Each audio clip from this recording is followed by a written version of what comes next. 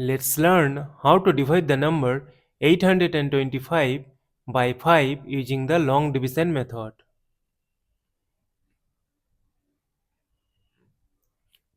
Consider the first digit 8.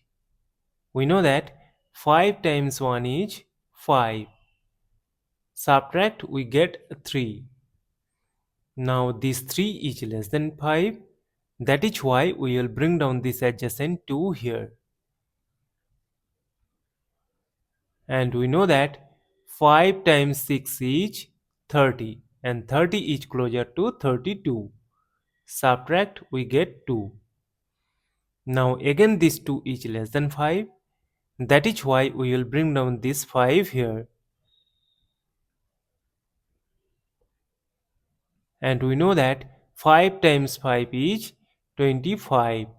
Subtract, we get a 0.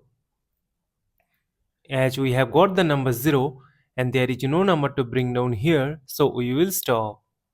Therefore, 825 divided by 5 is equal to 165.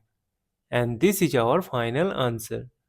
Thank you for watching. Please like, share and comment on the video. Also do subscribe the channel.